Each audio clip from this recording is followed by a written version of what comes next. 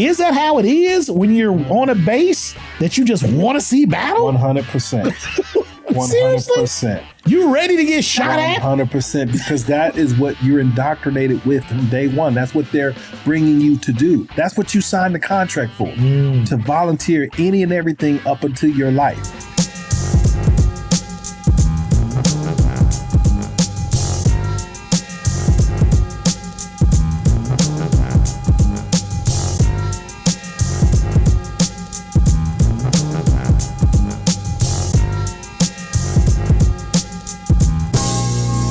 What's up, y'all? I'm Chris Ellis, and this is the main ingredient with Chris Ellis. Today, we got a special guest. Matter of fact, before we even start, I'm going to tell you right now, he's from a certain branch of the military. Gerald, go ahead and tell him what branch you from. Gerald Williams. I was formerly known as Sergeant Gerald Williams of the United States Marine Corps. That's what's up, man. Yeah. Thank you for your service. No doubt. Thank you for the recognition. I appreciate that. Thank you. Gerald Williams is with us today to talk about a real interesting movie, 1984's A Soldier Story. He picked it. He's from the military. He knows that life, even though this is about, I think it's 1944, World War II. World War II. But we're going to get into it today. A Soldier Story, 1984. What's cracking? Wow. I'm sitting here on a platform unlike no other I've ever been on. So, man, thank you. I really appreciate it. I'd be remiss if I didn't thank you for this opportunity, number one. Man. I'm actually glad that you being from that space, you picked this movie because you would understand, you know, the ins and outs of how military life goes. Yeah. You know, even though it's a different time. Yeah. But I'm pretty sure it's similar.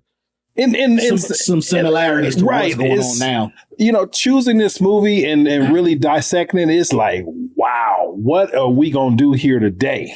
Because the story itself is so telling of the Black experience in general, right? Yes. And then they painted with the background of being enlisted in the military. Yeah. And those two worlds combining to make this movie is I think what makes it so great. Yeah. Because there's so many levels. What people don't realize is that the military itself is a microcosm of society. Yes. Where do we come from? We are members of society first before we join.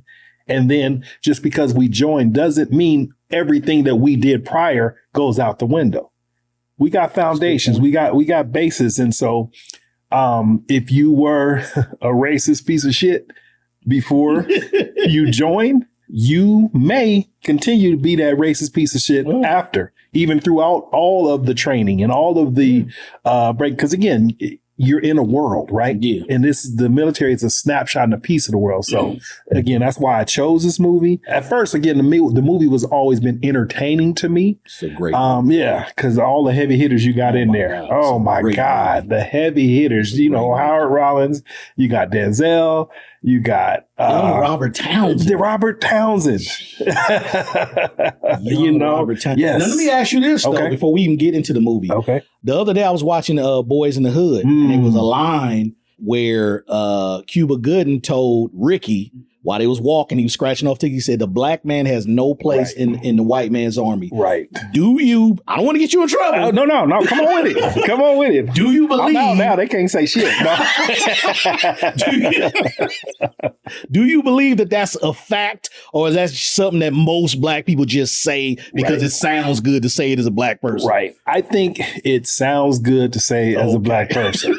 And not crapping on anybody's feelings, but I am very grateful for that decision because I know what it's done for my life. There you go. Serving and even post military to the benefits and the things that I have access to, you know? And so, yeah, I mean, as we're going to dissect in this movie, yes, it can be difficult. And I didn't serve during that time. It's way better now. But even some things may still exist. Yeah, pretty sure still right. That ain't went nowhere. And again, the military is a microcosm of society, right? So yes, you're going to face that stuff. But to say that there's no place in the military for a black man, I just can't rock with that statement, because I think we are missing out on a big thing that could actually help catapult a lot of us in our society if we take those benefits and use them and aggregate them. There you go. In order to really build community, and the military could be the catalyst in order to help do that. There you go. So I would encourage more brothers and sisters to go ahead and sign up and do 4 fucking years. Yeah. You don't have to do a lifetime, do 4 years. And now you got access and action at a lot of things that can help you post service. Then where it's worth it. We talking about GI bills. We talking about school money. We talking about all those things, the American dream things that are supposed to help you catapult, whatever the word is, get you higher. Catapult. Thank you. Higher. But we stay out. Black man ain't got no place in the military, but we're struggling to get those things that they give us. Yeah, you know, we sending babies to college every day going into debt. You know, mom and daddy struggling, or worse, if mom and daddy, they're already struggling, they make the baby struggle because the child takes on the debt in order to go to school. Yes, that's what we run into now. We're having so many, they talk about now so many educated young black women. Yes. But those young black women are going into debt. Yes. They're not talking about that. They're coming out of school with $150,000 in debt. How they going to pay it off working a $20 an hour job? It ain't going to happen. It ain't going to happen. It's not going to happen. So why not send your kid, again, 4 years? And a lot of times now, because everybody has this false narrative that I joined the military, I'm going to war, I'm going to front lines. No, do you know the percentage of actual grunt on the ground troops in the military? It's like 1%. Oh, damn. Everybody's not going over to fucking fire the rifles. No, so it's like winning the lotto. The chance you actually being in the war. Right. Or even if you go to war, again, the most of the military, we are there to support. Those people. So in all those jobs that are in support are they got to eat, right? Yeah. You don't get to tell cool war stories about being a cook. But guess what? You get paid the same. And when you get out, guess what? The GI Bill is still the same amount. You don't get more because you went and got jazz shot off. Yeah. So I need black folks to reframe that and think about that, especially if we coming from demographics that, again, if you can't send your baby to college, don't X that out. Don't let that fear of my baby's going to die. No, because we dying in these streets. Yeah, we dying anyway. Yeah. Chicago's bearing 800 a year. Come on. Oakland bearing 150 a year. Come on. Like we dying regardless. We dying regardless. Yeah. You know, the little side story. I went to the Marine Corps 8 years, no war. I got my first combat action ribbon in Oakland, California. Wow. Real shit. Wow. Shootout. 4 firefights, one night. But that's a whole nother story. Wow. Okay. I'm glad you added that because I really wanted to ask you about that because I had just seen Boys in the Hood and I'm like, let me see what Gerald thinks that's a great about question. that point of view because it came from John Singleton, but I've also heard black people in my lifetime say that. Yes. It's the white man's war. It's the white man's war. It ain't our war. So I'm glad you gave a little bit more information on it. But let's get into it. Okay. Soldier Story, 1984. It's Columbia Pictures. It's written by Charles Fuller, directed by Norman Jewison, starring Howard Rollins as Captain Richard Davenport. Adolph Caesar is Sergeant Waters. We got a lot of shit to say about Adolf Caesar. But that dude was no joke. And he was brilliant as an actor. Brilliant. Yeah. We got Art Evans as Wilkie. We got Denzel Washington as Melvin Peterson. Got Robert Townsend as Corporal Ellis. Ellis. Your cousin. You got your cousin in here. David Allen Greer is Bernard Cobb. And David Harris is Tony Smalls. The budget was $6 million. And it made $21 million at the box office, which is not bad in 1984. Yeah, real tough. And talking about black soldiers in the military. It's not bad. Not at all. Bad. And the music was done by legendary producer Herbie Hancock. So that's also a good thing. So we're going to get into the opening scene. So it starts off at a local juke joint. And the first thing you see on the screen is Patti LaBelle. Singing her ass off. In her heyday, too. She was in her prime. She was giving them a concert in that juke joint. Yes. She was giving them a concert. And they was loving it. Them soldiers was loving it. They was all getting liquored up and everything. And she was she's playing Big Mary. Yes. That's her role, is Big Mary. And you see Sergeant Waters in there getting like pissy drunk. Yeah. He drunk. Right. Yeah. And he gotta be. He drunk. And for those who don't know, Sergeant Waters is only about 120 pounds. He a little dude. And he drinking up a storm. So, if he ain't ate no food, it's going right into him. And also to go back into it, this is Tynan, Louisiana, 1944, World War II. Correct. That's the space that we're in. So it basically Sergeant Waters is walking down the street. Everybody's seeing him pissy drunk. He's falling all over the place. He goes into the darkness, and then they cut the scene until he's getting shot. Correct. He's getting shot by somebody. We don't know who the killer is. He gets shot after he says, "But they still hate you," and that's very important in this movie. Big piece. That's a big piece of he's saying, "They still hate you," and I love that scene. It's like, for him to bring that much emotion into that part, knowing this is his final scene in the movie. He got snot coming out of his nose, his eyes is watering, like he's crying, he's stumbling, and he's still delivering the lines like Shakespeare. He delivered, bro. Shout out to Adolph Caesar, man. Adolph Caesar, man. And unfortunately, Adolph Caesar didn't live but a couple of years after this movie. I think he died in the 80s. He'd been gone a long time. But he was a great actor. Yeah. I think he brought a lot more to that because he played on the stage adaptation of the movie too. He did. So he really brought them chops and let that go in the movie. So I think that's just what made the part so much. Oh my God. I don't see how this movie goes without Adolph. Yeah, it doesn't. Without him in it, I don't see who you can replace, who can do what he did. And, off subject, I gotta kind of say, I grew up with a father that was almost like Adolph. My dad was serious. Mr. Ellis. Younger days, Mr. Ellis is no joke. Around. Buzz cut. Yes. He was also a military man in the Army. Buzz cut the whole shit. My dad also, similar to Adolph, like he despised black people who made the black race look bad. He did not like motherfuckers like that. Right. He just did not. Right. Now, he wouldn't went as far as Adolf did, like getting them shot and killed and having them hang themselves. But my father was a old Texas black man. And if spit and polish. If you ain't providing positive influence to the black community, you don't belong in the black community. That's just the way he thought about it. That's it. Mr. Ellis is, man, I know hands up. You couldn't walk in your house and be shabby. You couldn't do it, And I'm not talking about in appearance. I'm talking about in character. In character. Without getting checked. When you walked in my dad's house as a man, you had to walk in as a man. Yes, sir. And if you walked in as a child, you had to have manners. Yes. Oh, yes. You wasn't running through the Ellis house. No, you weren't. You weren't making hella noise. No, you weren't. You sat at the table with your feet under it. Just like put your elbows on the table. Pops did not play. So I kind of understand Adolph's idea of like, yo, man, we're trying to get some recognition and respect from these white people. Yes. And certain guys who he was calling Geechees. Right. You making us look stupid. You stepping in fetchits and you making us look stupid. So I understand that point of view as we go on. I understand it.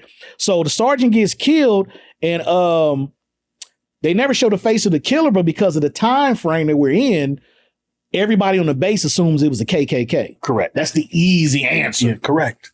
And as it should be, because again, we're dealing with race relations at that time. And I know I'm mixing up a little bit of history, but summer race riots in Chicago. I mean, there's race riots going on all over the country. Boston regardless, had them, Chicago, Oakland had them. Yes. L.A. Watts had them. Yes, and this is in the 40s. We're not talking about the 60s. I mean, they're lynching folks still at this time. A little quick side note. I remember in my service day, I was in North Carolina in 2000, and I call home and my mother is like, oh my God, thank you. Because she heard over the news in North Carolina about a black Marine being lynched. Ooh. In the year 2000.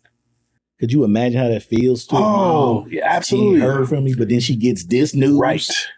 Right. She don't even know if it's you. Right. But yeah, so again, microcosm of society, right? Yeah. And the world still goes on whether you serve it or not. Yeah. And unfortunately, everybody doesn't respect the fact that you earned the right to wear this uniform.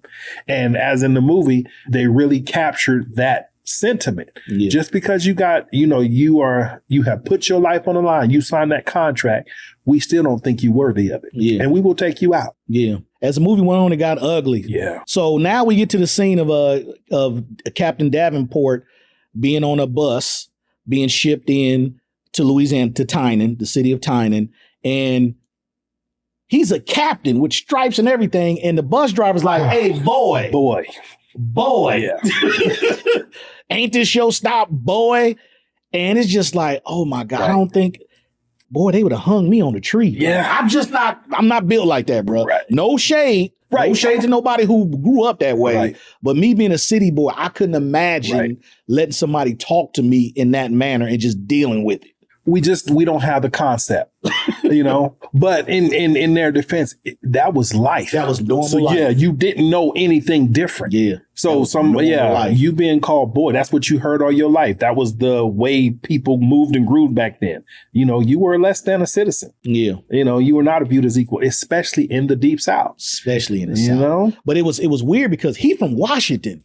So but even in Washington, he understood. Like, he didn't even yell at the bus driver. He was like, oh, my bad. Let me get up and get off the bus. Right. Like, even as a black man from the city, he understood, I'm in the South. Right.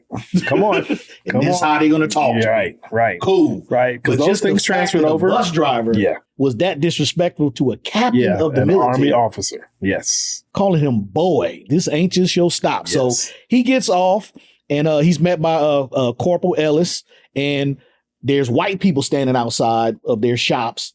And they're amazed to see a black man, a black captain. Yes. It kind of shocked me. I'm like, damn, they not used to seeing black men in authority like this. Not at all. It looked like they seen a ghost. Literally, because he was a ghost. A real life walking ghost. Absolutely. A nigga with bars? With bars. Shiny ones too? With bars. No, that's Suit, not happening. Yes. Fresh and pressed and clean. Yeah. They hadn't seen that before. Davenport goes to see Colonel Nivens.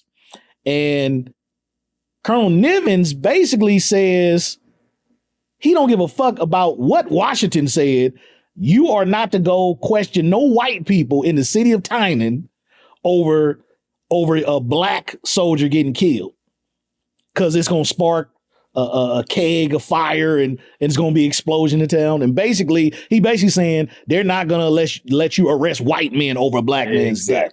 That's crazy. Is 100%. But fucking crazy. Throughout this whole time, you're going to hear me say again and again, the military is just a microcosm of the real world. The real world. And you see it in this movie. Proves it right there. Look, we are not governed by the rules and the regulations of this town, of this state, or whatever. We are federal military people. However, in my experience as a white man growing up in whatever the little town, he asked him, do you ever heard of, if you remember that, you ever heard of whatever? And Davenport was like, no, I ain't never heard of that. I ain't never heard of that. Well, he was letting you know, well, in my part of town, sir, you kind of people, you got a place. And so just don't think, let's not get it twisted. Even though you got them bars on your shoulders, you still got a place. You still got a place, yeah. See? That was hard for me to watch. I ain't gonna lie, that was hard for me to watch some of these parts. It's like, here's a man who's dedicating his life to service of this country, and y'all treating him like he ain't shit. And he got the bars, though. He got the bars, and if not more educated than he's a lawyer. Colonel. He's a lawyer. He's a lawyer with bars, and y'all treat him like he a fucking field Negro. Yep. But basically, Colonel Nivens ends it with saying he just wants to keep the peace. He said he's been in Tynan for like 3 years, and he's I like it here. Like, him and his wife got a nice little house and shit. She cut her little flowers and stuff. So he don't want to rock the boat. Right. And he feels like Davenport is definitely going to rock the boat. Now, Davenport, he didn't come off as a person who was coming there to rock the boat. No. He just wanted to find out who did the his job. He wanted to do his job. It was kind of weird. It's like, y'all making this man feel like he just coming there just tearing shit. He not. He's just there to do an investigation and find out who killed the sergeant. Yeah. That's all. Whether they're white or black, it didn't matter.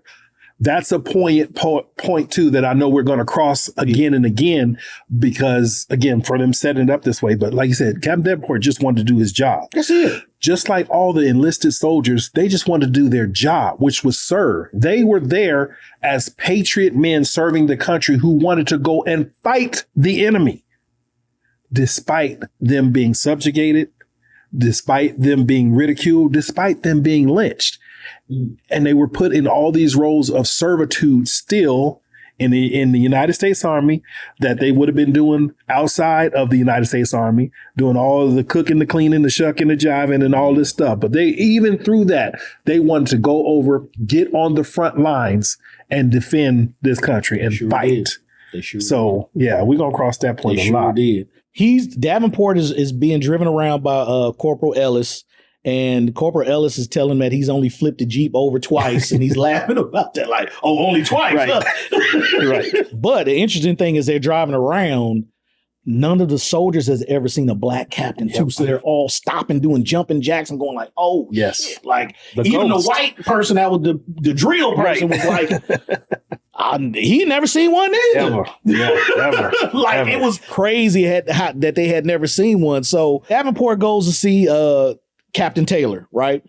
And as soon as he walks in the office, Captain Taylor's his mouth is wide open. Dropped. Yes. Because he heard Captain Davenport, and he's assuming it's a white person. Exactly. And when he walks in there as a black man, he's like, yeah. He don't even hide the shock. Right.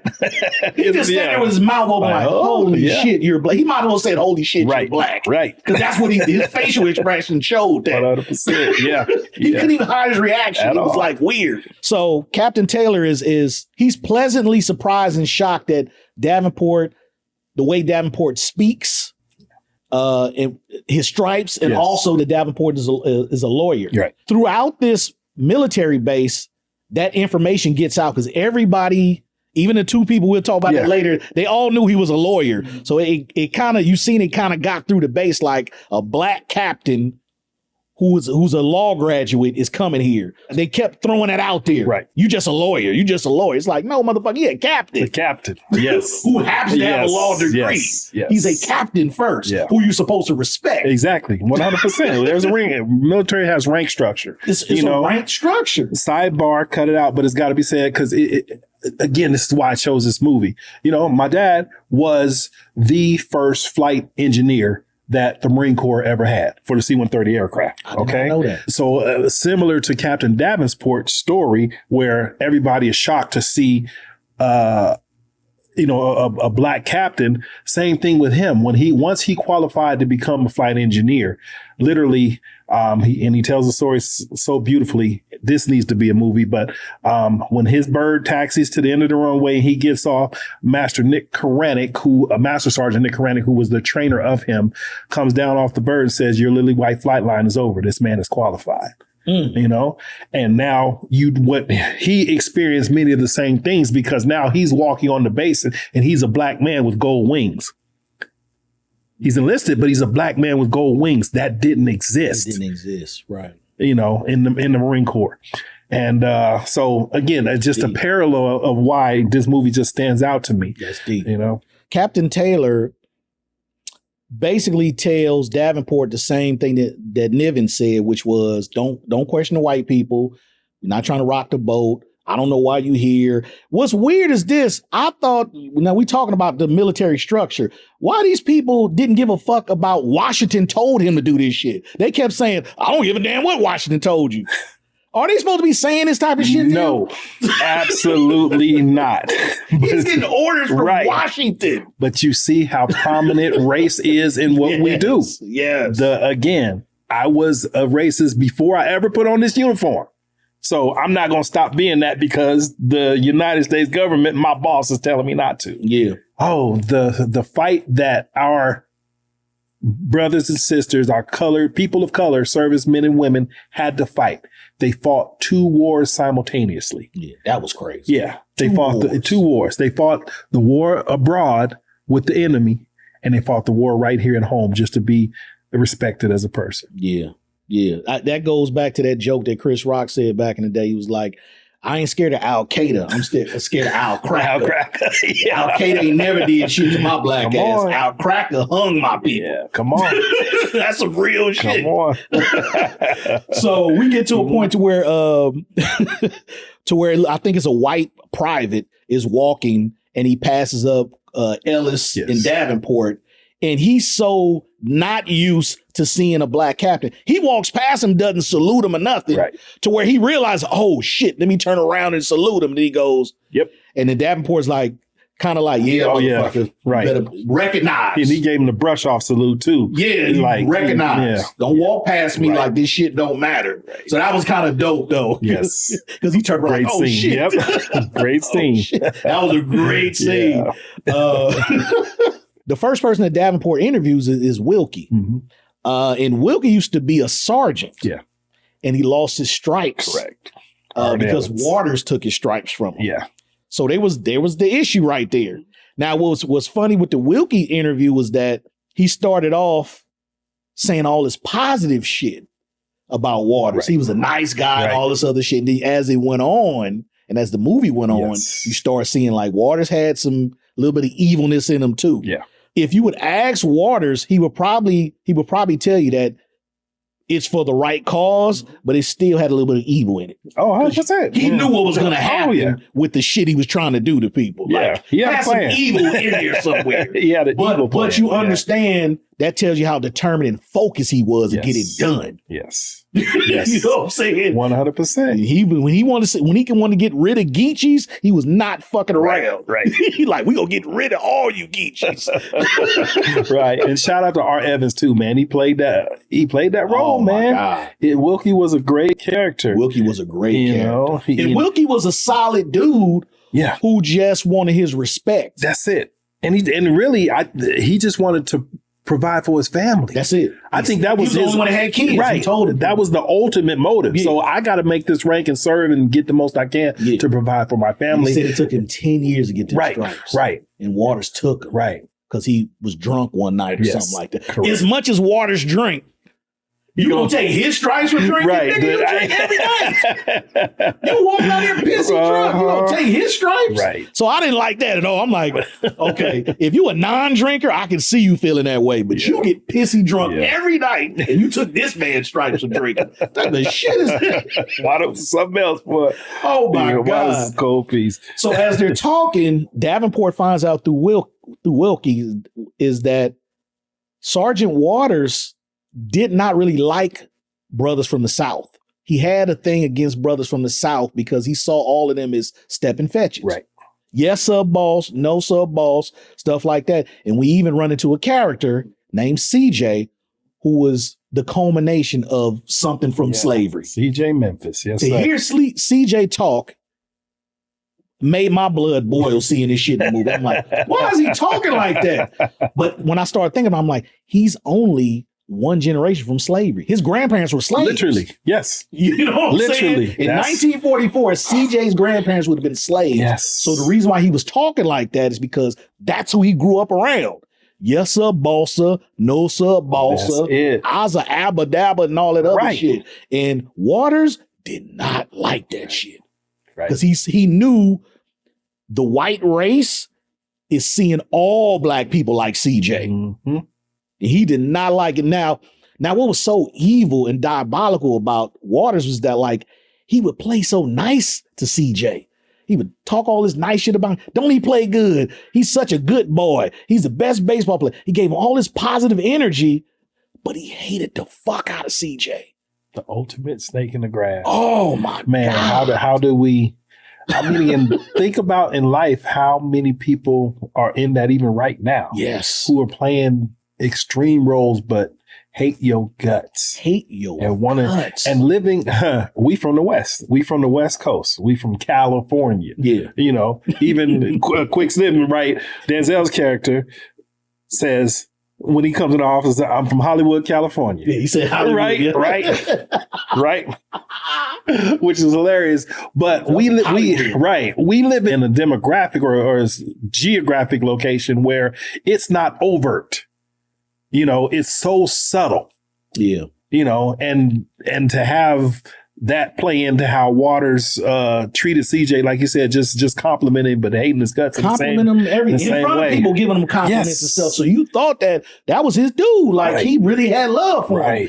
But he hated CJ. And he hated every black person that was like CJ. Yes. He hated him. Yes. And he had reasons too. And I know we'll get into that. So this is the thing I want to get into is like, this is what's so weird. Like I said, I grew up with a man, my father that had some of those ideas that Sergeant Waters had. And I understand where he's coming from. Yeah. But you can't hurt your own people despite what you feel about it. That's why I disagree with Waters. It's like, I get it. I feel the same way. I don't want to be around no black people acting like that because they'll think I'm like that. But I'm not going to harm that man or cause harm to him because he's a step and fetch it. I'm not doing that to my own people. Here is the ultimate enemy that we are all fighting. And again, this movie just highlights it so great. Yes, racism is the background, but the ultimate thing is classism. Yes, classism. That's what we're fighting. We're fighting it on a global scale. Mm-hmm. But the sad part is we fight it even within our community. Yes, we do. And that's the highlight of the relationship and the hate that Waters has for CJ, right? Mm-hmm. It's the classism because we're trying to achieve this elite status of acceptance, and we will buy into that system so hard that we will harm people who don't fit that status quo. Yeah. You know, it's crazy. It is.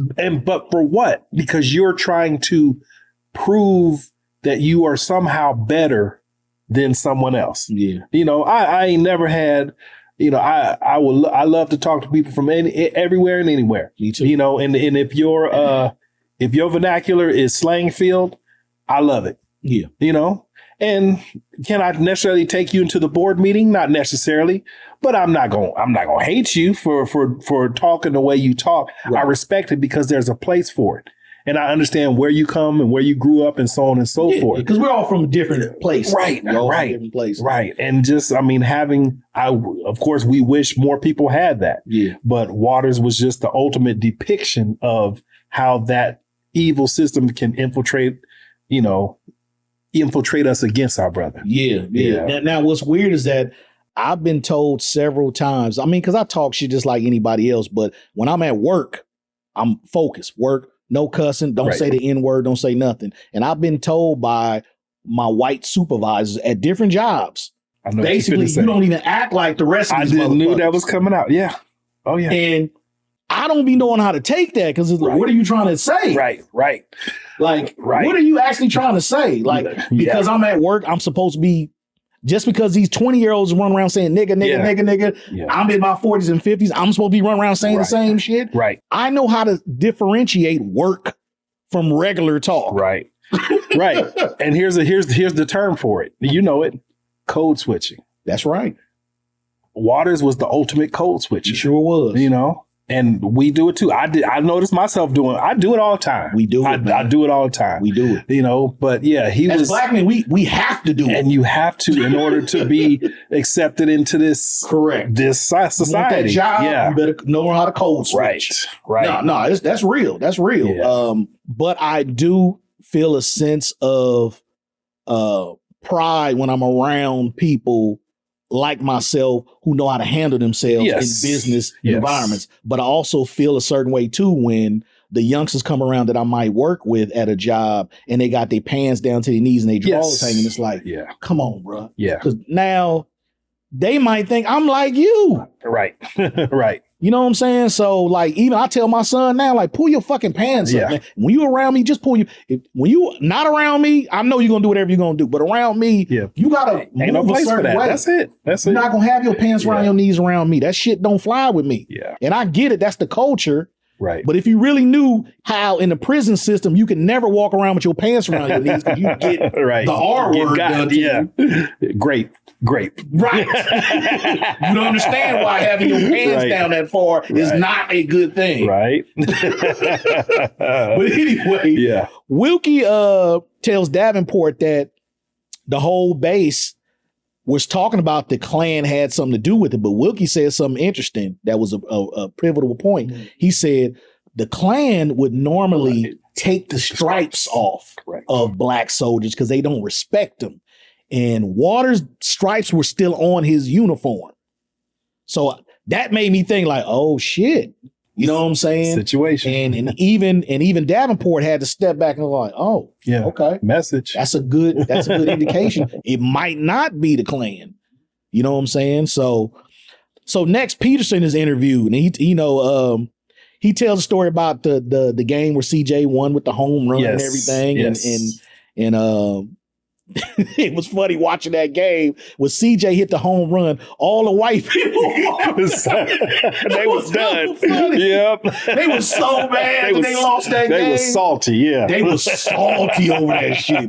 CJ wasn't able to home run. Right. They was mad, but I'm like, damn, y'all gonna walk out of the game because of a home run? Yeah, yo, that racist. That shit was funny as fuck. He took the wind out of their sails. Oh my god! But then the key of again, that's why I do love the character of the white lieutenant. Why am I blanking? Taylor, thank you. Because Taylor was just as excited. Taylor was juiced as all of the rest of the black folks. But his cohorts was like, the fuck are you right, what are you doing? Clapping them niggas? Right. But Taylor was like, no, he played ball. That's what I see. I see a ball player. These are my dudes. Yep. Black or not, these are my dudes. That home run was for my dudes. Yep. It was kind of weird seeing that Taylor wasn't really overt in his whether he was racist or not. You never really saw that from him. I think that was the beauty of his character because he wasn't. We would refer to him as a white ally, right? He's correct. Yeah, he's the John Brown. He is the one that literally can. Well, we use that. I don't agree, but for the sake of this, I don't see color. Yeah, I'm seeing, he would be the one that would always say, I don't see color. Yeah, I'm not stopping at your color as a definition. I want what you do is what you do. You play ball, you the greatest ball player. I respect that. You respect. You a lawyer, you in this army, you're a captain. I respect that. And I'm going to show it to you. Yeah. So, I'm so glad that they had his character to be that good bridge, you know? Because I was kind of confused on Nivens. Like, was Nivens a racist? Right. Or was Nivens more or less like not trying to rock the boat? I couldn't tell whether Nivens... It was hard. Liked black people or didn't like black people. It was hard. But you could tell with Taylor, though. Taylor was like, nah, a soldier is a soldier. I'm not even tripping off the color. Yes. It's like, even after the game, he was like, y'all got the day off. Right. He didn't have to do that. No, he didn't. But he respected dudes that did what they were supposed to do. So he let them drink their beer and said, y'all got the day off. Right. And even in the sense of, again, that was another pivotal scene where Waters code switching, playing the part. and he says, well, sir, I don't think a colored NCO should be in the mix of some officers. And he says, who gave that order? Colonel, whoever. He says, well, I'll go talk to him. Yeah. These men have the day off. See, because again, he respected the people. Yeah. And Waters had to, be the super Negro, the super servant to satisfy the higher class so that he didn't look bad. And it gets deep. It's kind of going along the narrative of what people say now in the music industry, what black artists are saying about the Oscars and the Grammys and stuff. They're saying, why are we worried about being accepted by them when they don't want to accept us? Thank you. We got our own shit. We might have got some ratchet shit, BET awards, shit like that, but at least it's our shit. It's ours, yeah. We get to choose what black music goes into that. And it's weird because in this particular movie, the only thing Waters is trying to do is please Massa the whole fucking movie. The whole time. You hate CJ, but you doing the exact same thing. Yes. You trying to please Massa. Yes. CJ doing the same fucking thing. And you don't even see it. Yes. That's why this movie is so brilliant. Because if you look at it, highlights all of this. It brings it to the forefront. Yeah. Yes. He's always trying to show off for the white people, which he claims that's why he hates guys like CJ and from the South. But you doing the same shit. You just doing it in a polite way. An educated buck dance. You just educated with it. But y'all still doing the same exact thing. Yeah. So that was kind of weird too. And I started processing that it was going on. It's like, you ain't nothing but an educated CJ. You just know how to talk. That's it. That's it. That's all. That's the only difference. You dancing exactly the same as CJ. Yep. Wow. So Taylor gives the guys a day off after the win. Waters comes in and basically says, no, y'all gonna paint the officers club. Right. The soldiers is like, man, why we got to do that shit? Why they can't paint their own club? So that becomes a big thing. Right. Anything you don't want to do, the colored troops will do for you. Oh, that was dope. That was dope. That pissed Waters off. Oh, yeah. Shut it up. Oh, yeah. Shut it up. You shut it down. So Denzel's character, Peterson, Peterson wasn't no punk. So, man, we ain't doing that shit. And he gets into a Waters. And basically, Waters says, we gonna fight. We got an uppity Negro, and we gonna fight. And the soldiers are trying to talk Peterson out of it because they know Waters is dirty. Right. They know. Peterson is way bigger than Waters, but they kind of understand he ain't gonna fight fair. You going out for a fair fight. Right. He gonna do some dirty shit. And that's exactly what Waters did. 100%. I ain't mad at Waters for that. Hey, ain't no such thing as a fair fight. You got to win. We gonna win by any means necessary. That was funny. Yeah. Let me throw this in because I don't want to lose it, and I hope I'm not jumping. But when you look at the characters of Waters and Peterson, right? Mm-hmm. Just as you highlighted how Waters was the same as CJ, mm-hmm. Peterson is the same as Waters. Yes. Yes. They're diametrically opposed. Yes. They both want the best for the race. Yes. They both want the best for the race. However, Waters, in his evil way plan, will kill for it. So will kill for it. Right. So will Peterson. So he did. Deep. That's deep. I like that. See, so they're all the same. They're all the same. They all want the same end game, but they're going about it the wrong way of getting there. Because technically, CJ ain't bothering nobody. There was no reason for y'all to do that type of shit to CJ. Yes, he's a step and fetch it. Yes, he sounds like a slave from the 1800s, but he's not bothering nobody. So they had no right. Sergeant Waters had no right to do that shit to that man. And Wilkie understood that later on. It fucked with Wilkie because they knew what that boy did. But Sergeant Waters and Peterson have the fight. Mm-hmm. And for the most part, it starts off a fair fight. Good. Punch here, punch there. Right. But then Peterson knocks Waters down. Waters start talking shit on his knees and throws some sand in his face. What you got to do.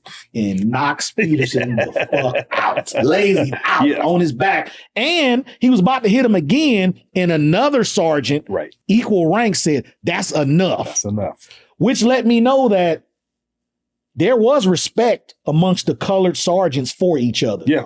One sergeant said that's enough. Yeah. He stopped. They had to stick together. Yeah. Yeah. And it was it was respected. Yeah. You know? Again, it's just the dichotomy of it all. Like Peters and Watterson, you could parallel to others, Malcolm and Martin. There was a respect, because even later on, Waters goes on to say, or Wilkie told, Wilkie said he respected Peterson. He was even going to promote him because Peterson stood on business, as they say these days, and was, we have different ideologies, but if you standing that hard for yours, that you willing to throw hands for it, and I'm standing, and you gonna battle me, I can't do nothing but respect you. He had respect for Peterson. Yeah. I wish we could have at some point in the movie, or there been a director's cut of showing of a conversation between Wilkie and Waters where he actually said it. Yeah. It would have been nice to hear him say, I really respect that dude. He the only one of them punk ass motherfuckers that actually wanted to fight me. Right. You know what I'm saying? That would have been nice for him. That would have been dope. To hear him say that shit. Yeah. But it was good that we finally did find out that he actually did respect Peterson. Yeah. He respected him. And even Peterson said after that fight, he left me alone. Right. Right. Which tells you that the issue wasn't really Peterson. Mm-mm. The issue was CJ. Yeah. It was never Peterson. Right. Because he said Waters left me alone after that fight. Yep. Left me alone. And but the issue was Waters' disdain for CJ. Yeah, oh my God. Yeah. Because CJ was a good guy. CJ was a good guy. He was a good guy. That's the kind of dude you want right next to you, because he looking out for you. He gonna give you his last, and he's genuine and authentic. That's the dude I want to roll with. Yeah. Over Watterson, who, like you talked about earlier, who gonna smile in my face and hate me behind my back. No, no, sir. I think when Waters seen and heard, and every time he heard CJ talk, he felt like we went backwards in time. I think that's what really pissed Waters off. Like seeing CJ always playing the guitar and yes sir, no sir, and really speaking in that manner was like dude, you trying to take us back to slavery. There's no way they're going to respect us when we got Geechees like you around. Right. So Waters is like, I'm getting rid of all these motherfuckers. Right. I'm going to take over the world, Pinky. He was like, I'm getting rid of all y'all Geechees. Yeah. So Davenport finally shows up to his sleeping quarters, and he's supposed to, he's a captain. The quarter's supposed to have like 100 captains in there. That motherfucker was empty. Empty. Them white captains was like, we are not sleeping around no black man. Yep. And it was empty. Yeah.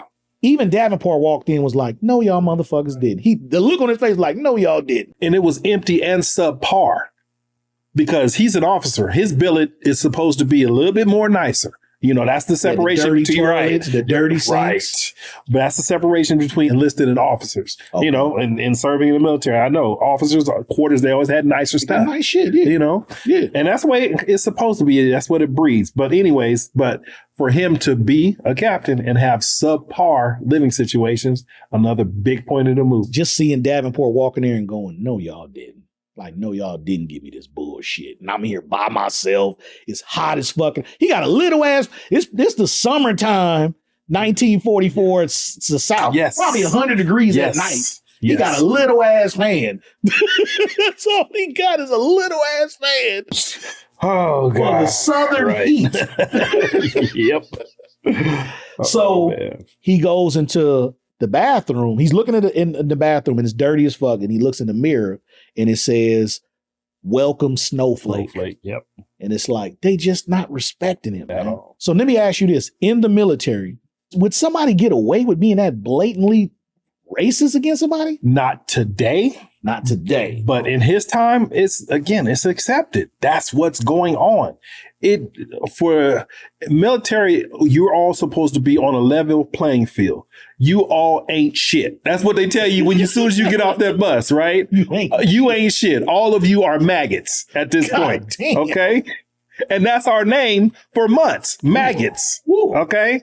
So it don't matter what race, color, creed you are, blah, blah, blah. Because why? In order for any military service to move, we have to have equality. Correct. Nobody can be more special than the next in order for us to move into a certain vein. But again, at that time, that existed because, again, it was just what society is. There's no reason why on a military base you should have a separated color and white only section. Because, again, we getting paid the same. Our ranks say the same. Our uniforms are the same. Everything. There's nothing individual about us. That's what I'm trying to say. In the military, you are brought to be one. So if you or me are replaced, the wheel keeps on turning. There's no cogs missing. The gear's gonna keep going. But if we take that and highlight this in this time of, again, I don't care what you achieved, you are still beneath me. Yeah, that's not how our service is supposed to move. Right, plain and simple. Right. You know, man, that was long. I was trying to get it out. I'm glad you explained Oakland it. Public Schools. I be trying to. I know. What you trying to say? You good? No, you good. No. You showed up for class. Shout out to OSD, Oakland School District. Facts. But there was a point in the movie where it said colored officers building. Right. And that shocked me too, because I'm like, I thought all the officers, because remember when Davenport first got there was a white guy and a black guy at the very beginning. Yes. And they seemed like they were the same and everything was good. Right. But then I saw the building that said colored officers only. Yep. And we saw later on they had a white officers only. And they had a pool table and all type of shit in there. Yeah. It was a nice building. Separate and unequal. But y'all fighting the same fight. Same fight. But again, one more time before, military is a microcosm of true society. That's what has existed at that time, where we had separate facilities. They brought it onto the military installation where it has no place. Yeah. It has no place. There should not be a white and all. We are all serving under this uniform. We all signed the contract. We are all willing to sacrifice any and everything up to our lives. So there is no separation of white and black. Right. But during that time, there very much was. It's sad. That is very sad. Yeah. Davenport eventually has an argument with Captain Taylor, about the two white officers who saw Waters last and weren't. He interviewed him, but he didn't really interview him. So Davenport was kind of like, why you didn't put this in a report and tell, because he found out through Ellis. Right. Corporal Ellis told him it was two white guys that saw Waters that night. So Davenport finds out because Taylor's an open book. Taylor's like, well, Colonel Nivens told me he followed orders to put that shit, under wraps. So it goes back to Nivens, which goes back to what I was saying. Like, I couldn't figure out whether Nivens wanted this shit to get solved or he didn't. Was he a racist? Wasn't he? Yeah. They kept that gray line. Yeah, that real gray line. It was super gray. Because he never used the word nigga. Right. No, he never said disrespect. Nigga, and Taylor didn't either. Mm-hmm. So it wasn't like they were overt with it as like one of the white officers who actually said nigga to the captain to his damn face. Right. Which was weird I think that's a little bit of the testimony. And I know it sounds conflicting, but yes, they never did that because you should not be a colonel, a high serving rank in the military, and make that distinction if you stand for the values of what the service is. Because it's always a battle. You were who you were before you came in, but you've been indoctrinated into this new realm of service where we are the Constitution. All men are created equal. Yeah. So I cannot be in this top serving rank and disrespect you as if you are not my equal. So you're saying one of them, if not both, could have been a real racist, but in their positions, they were not. They had to let it go. Supposed to be saying shit because you can't. You can't. Got you. I can't go into the military, talking about Black Power, Black Lives Matter, and so forth, and have the next my counterpart saying, KKK, all lives matter, all that, and us serve together. We can't. The only way we can serve together is if we eliminate all of that. Got you. One common goal. One common goal. One dream. One mission. That's why we drill in the military. We drill and drill and drill and drill because it's teaching us to move together in a organized fashion to get to the same place at the same time. Nice. So that's what has to be represented. So that's why you never knew if Colonel Nivens was that way. Right. And even if he was, he sacrificed it in order to serve his country, his billet. Because they never used the N-word at all. Yeah. They never used the N-word at all. But they were little hints that he might feel a certain type of way about black people. Right. Not Taylor. Yeah. Taylor was but it just that's what that's where we are. Yeah. So we get to where Taylor tells Davenport about the two white officers and what happened that night and that they left him on the road. Davenport is really mad because that kind of just got swept up under the rug, and the two white officers saw him. Find out that they beat him up. Mm-hmm. They beat him up. They did leave him alive. Right. However, didn't he outrank them? Didn't Waters? No, because Waters was enlisted. Gotcha. Yeah. Okay. So, that's where I was confused. Mm-hmm. Like, I thought Waters were over them, so he was not. No, he was not over them. Okay. Because I'm like, why are they talking to him? Yeah, in the military, you have two. So you have officers and you have enlisted. And so officers always, even if you're the highest enlisted, the lowest officer is still over you. Oh, see, I didn't know that. Yeah. That's why because that one white guy, he was fucking pissed at Waters. Like, you have this nigga talking to me, and the other white guy was cool. He's like, man, he drunk. Just let him, everybody kind of knows who Waters is on the base. So that one white guy, the cool one, was like, just let him be. And he like, nah, this nigga gonna learn respect. He gonna learn respect, yeah. Because again, he had it in him, like, he gonna learn how to talk to a white person. Because outside these gates, that's how we roll. That's how they rolled outside. It ain't got nothing to do with this rank. This particular night, Waters was so pissy drunk, just the truth was coming out of him. Yeah. And like they say, the truth will always come out of kids and drunk folks. That's it. Kids and drunks. Tell no lies. They tell no lies. And Waters said what the hell he had to say. And what he ended up saying, I ain't doing nothing no white person tell me to do no more. Right. And then the white dude was not having Right. that shit. No. Not in my part of town. You gonna do everything we say. Yeah. He was like, no, fuck, I'm about to fuck his ass up. So I think he punched him a couple of times. Yes. Kicked him down. Then the other white guy kind of got him away. But they did leave him alive. Correct. But to Davenport's surprise, they showed like the white officers when he interviewed, they showed no remorse for this man being dead. They were just like, oh, well, there's another nigga dead. Business as usual, right? Like, business as usual. Which lets you know, maybe before they enlisted, they were part of the KKK. I mean, or even if they weren't that extreme, it was just the sign of the times. Yeah.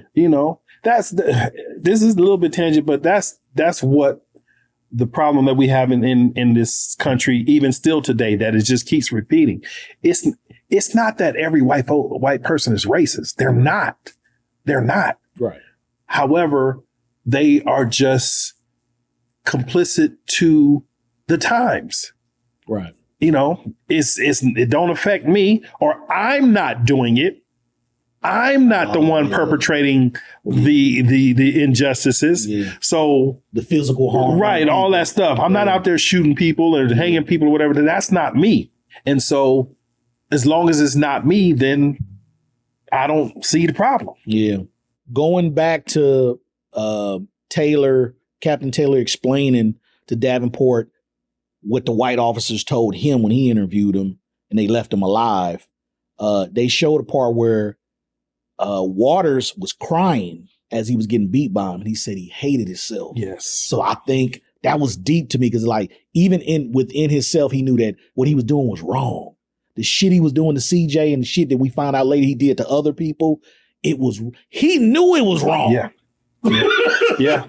But he couldn't get away from it. He was too deep from his own evilness. Yep. He's like, but I gotta get it done. Yeah. That's why they're drinking. Yeah, but he literally like, I hate myself. Yeah. And just keep going back to Adolf Caesar, man. That performance, man. Something. The crying and the... Right. You would swear you was looking at a drunk person who was admitting guilt. I mean, I've seen people look like that before. He embodied it 100%. Oh my God. So yeah. So Davenport goes to Colonel Niven's home, which he has a lovely home, nice wife. And he basically says he wants to interview and possibly, if they're guilty, arrest the white officers. And Niven's like, you a black man. That ain't happening. It's not happening. You're not arresting two white officers, whether they're guilty or not. Right. Which is weird. Like, whether they're guilty or not, he can't arrest them. So basically, Davenport kind of lightweight threatens him to say, well, I'll just send it back to Washington that you told me, blah, blah, blah. He was like, hold on. Right. You can interview him. Right. Right. You can interview him as long as there's another white officer around when you interview him. Come on. Which would be Captain Taylor, who went with him. Yes. So Davenport leaves out of the house and he does a little skip dance out of the house, and then the wife. Niven's wife looks at him like, no, you ain't skipping around. Goddamn. Right. Davenport had to, my right, bad, yeah, straight up. He had to temper his hat to, hold on, I'm still a black man in the South. But he was able to, he got permission to just interview them. Even if they admitted to killing them, you can't arrest them. Right. Only interview. You can't do your job, but yeah. Just do your job. Yeah. Davenport goes from there. He doesn't go straight to interview him. He goes to interview Henson. And he finds out that Waters set up CJ with the gun. Right. That was basically set up with Wilkie. Wilkie played a part. Yeah, he climbed in there and put it under the bunk. And right. Stuff. Yeah. And back then in the South, that wasn't like, no, you're going to be in a hole for 2 weeks. People got shot over that gun set up. Oh, yeah. And he was going to be in jail for a long time. And CJ was a farm boy, they said, meaning wildlife. He used to open space. Right. And as evil as Waters was, he knew that would kill him mentally. Taking a dude who had freedom his whole life, farms and everything, sitting on acres on a farm back in the day, to put him in a 6x6. 6x6. Yeah. He knew it would kill him.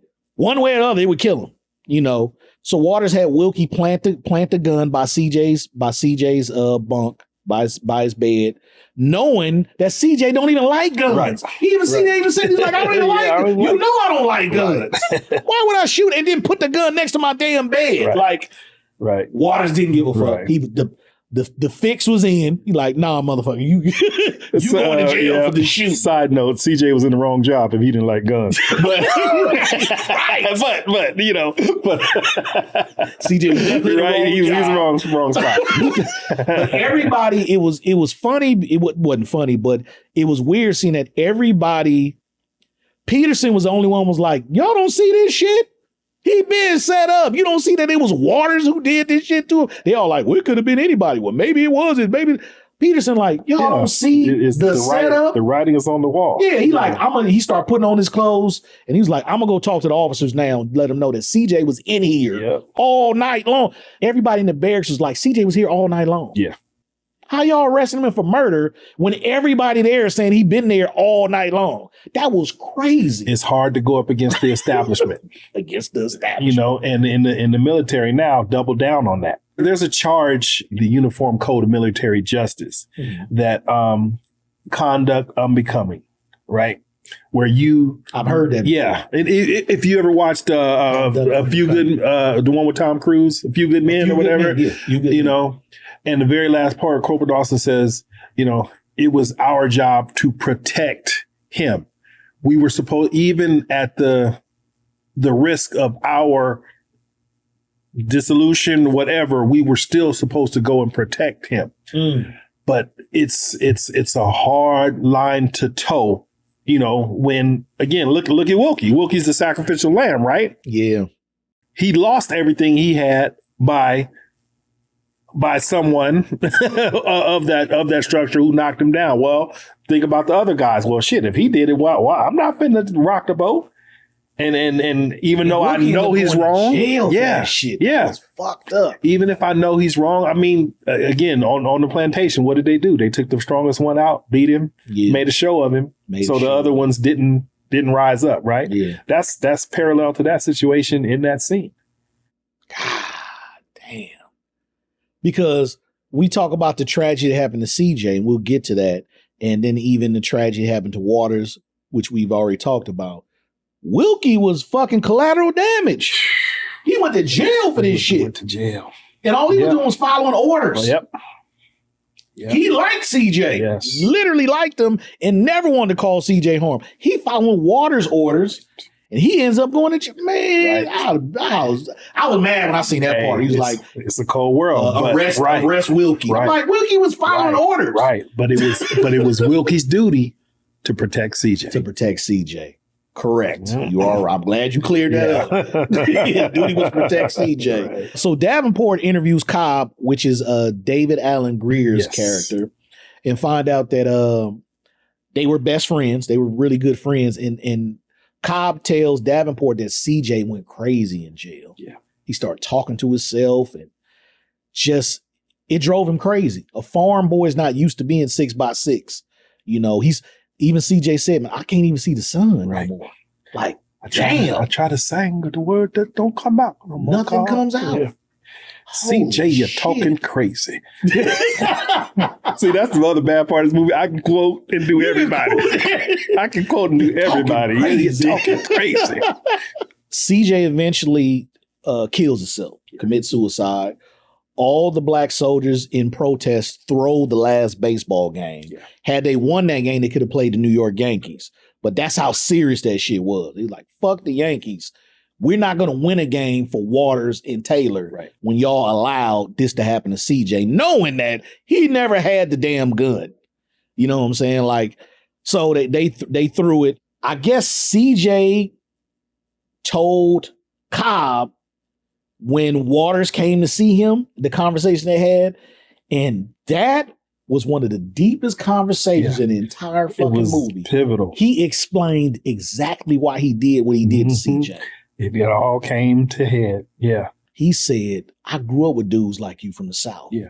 Dancing around, making white people feel good, showing your teeth, dancing, singing. Yes, a bossing. Yes, a bossing. Yeah.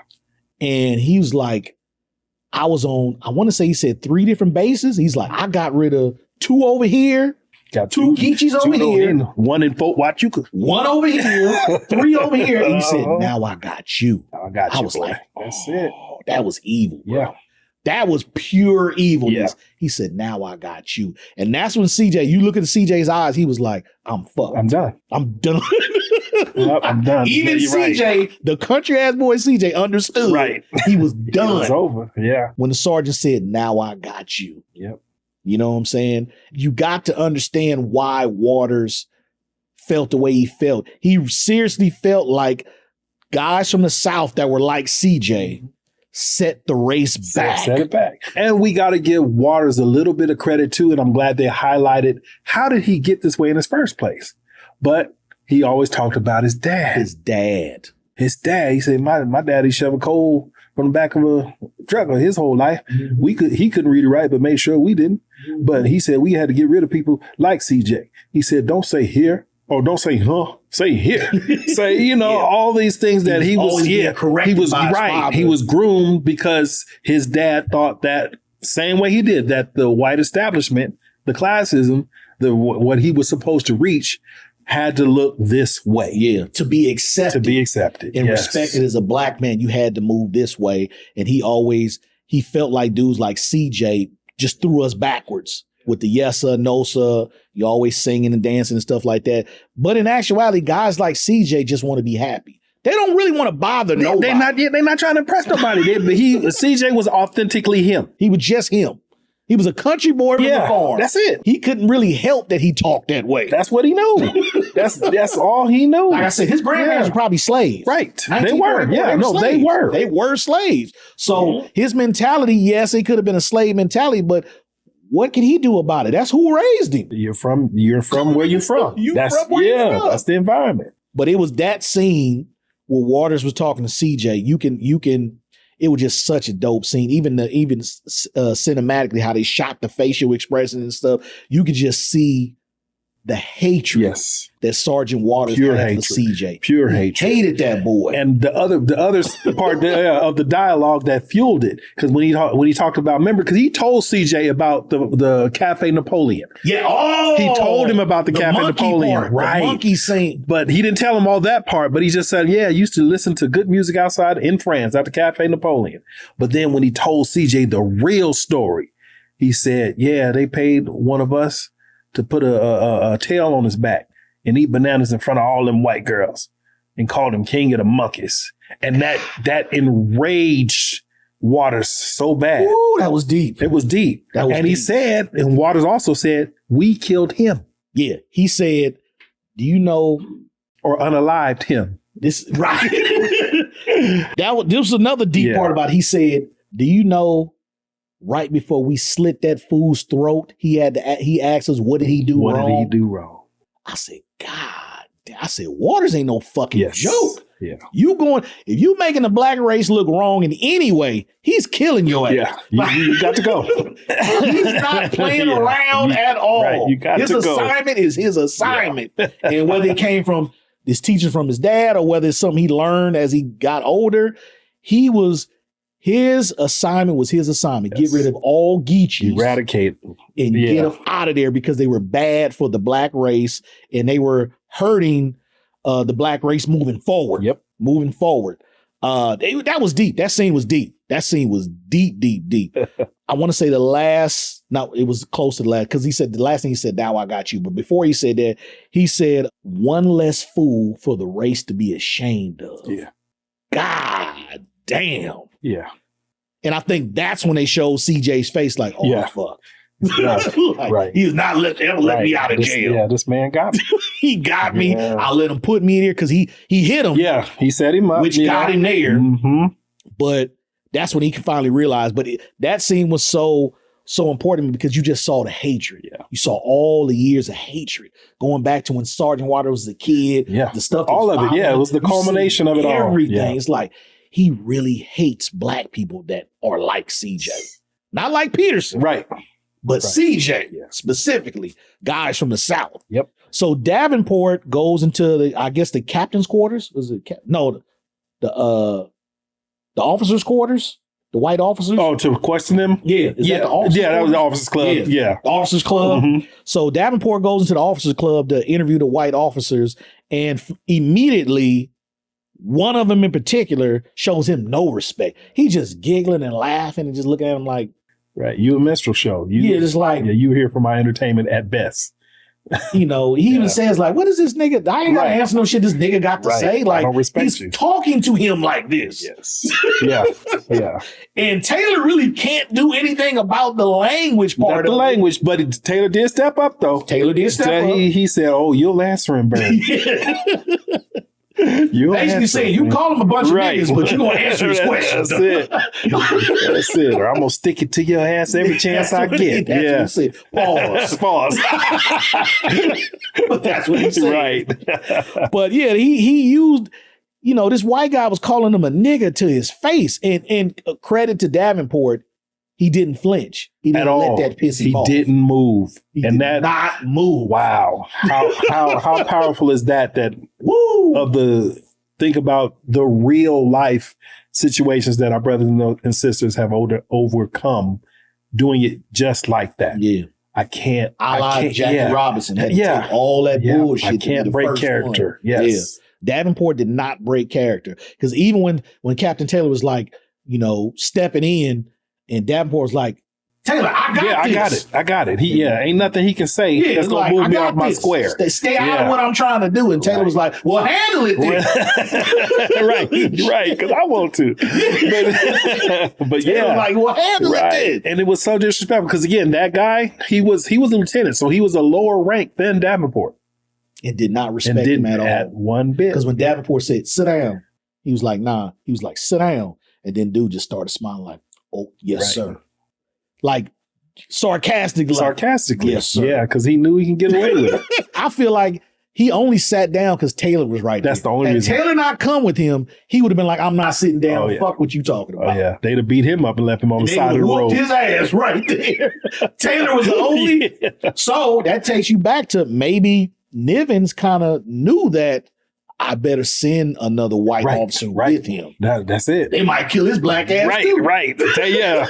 Colonel Nivens knew what time it was. Maybe Nivens wasn't such a bad guy. Right. He said, I can't have two on my watch. No. But he finds out because Davenport is really getting on him about, weren't you there? And, really investigating really tough. And to where the white guy was like, let me tell you something. Nobody was issued 45 millimeter ammo. So if he got shot with that, it wouldn't been us. Right. And that's what made that the light bulb went off like, it wasn't these two. Them. He knew right then there it was not these two. Right. Going against Captain Taylor was like, arrest these two motherfuckers. Yeah. See, and it's a credit. It's a credit to Captain Davenport of how thorough he is in doing his job. That's it.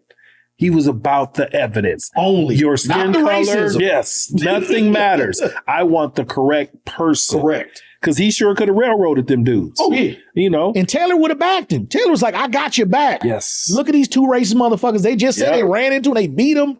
Arrest him. He's like, but that's not what the evidence is not showing that they killed this man. Right. He clearly just said they didn't have the ammo that we found in this man's body. Right.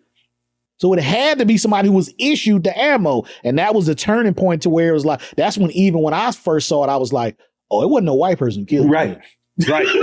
Telltale. Definitely not a white person who killed him. Which was the perfect cover for a black person. Yeah. Because it was so racially charged. Charged there that if I did it as a black person, there's no way they would think that we would do it. Right. Perfect alibi. Perfect alibi. I'm not KKK. And the Klan is running all through Louisiana, lynching motherfuckers. Yep.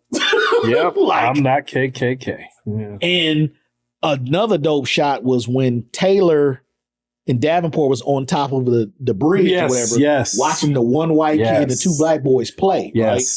As kids do, they don't see racism. Right. They just playing as kids. Symbolism, It's symbolism. It's true. But Davenport, as he's talking to Taylor says something that's really, that shows you the mind of the white people back then. He says something like, when Taylor, when Davenport brought up, like, he started to think it might not be KKK and it could be somebody else.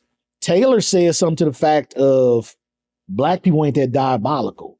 Like, he did. To the fact that, like, black people not even they don't think they're like not that. evil geniuses like that. They wouldn't kill their own kind to make it look like a white person did it. Like, he didn't even think as a white person that a black person would do that to another black person. Right. I was like, that's important. That was dope. Yeah. That was dope because that shows that even white people was believing that it had to be a white person who did it. Yep. They all were drinking the same Kool-Aid. Yep. Oh my God. That was such a dope little part. It was a really small part, but it just shows you the mind how serious racism was back then. When a black person died, it automatically went to a white person did it. Right. Had to. Yeah. Had to. And it could have been a black person. Because I'm glad you pointed that out, even up until now when you said that. Because a lot of times when I watched and I heard him say that, I thought it was an insult that we wasn't smart enough to do that. I got you. You know? But truthfully said, no, they're not that diabolical. They're not that diabolical. Because it takes a diabolical person to be like, I'm going to do this and make it look like this. Right. And even in that small scene, he described Waters. Yes. Wow. He was describing Waters.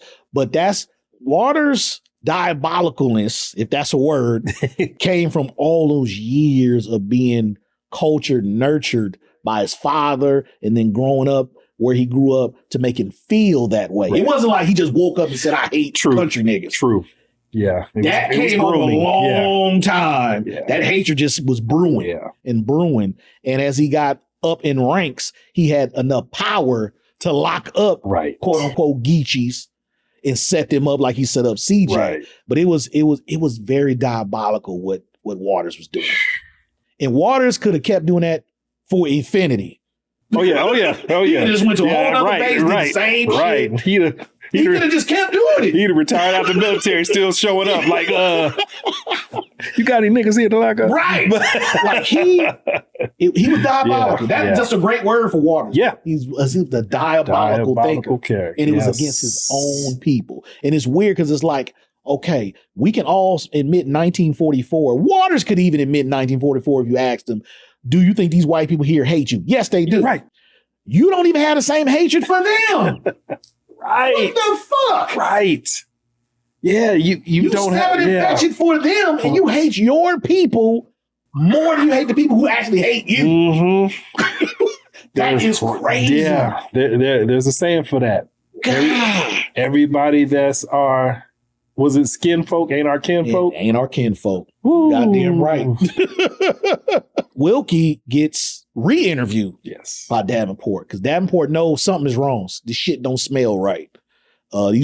He knows now that them two white dudes did not kill him. And he knows from the interviews that Waters pissed off a lot of black soldiers. Now we need to stop looking at white and look at these black people. He's fucking pissed off. Bringing all the stripes from people, beating them up, throwing sand in it. Like he did some diabolical shit to his own people. Yes. So let me go back and re-interview. So he re-interviews Wilkie, and Wilkie finally breaks down and admits to planting the gun per Sergeant Waters' orders on CJ and explains the whole feeling Sergeant Waters had for guys like CJ. He hated black men from the South. He thought they were all stepping fetchits, Geechees, and they were setting the race back. So now this is like the second or third time Davenport had heard this. So he knows what kind of person Waters is. Who Waters is to heart. Mm-hmm. He knows exactly who. Now he's hearing from his right-hand man. Right. Exactly how he feels. And this part is where he tells a story because he told that monkey story to Wilkie. Right.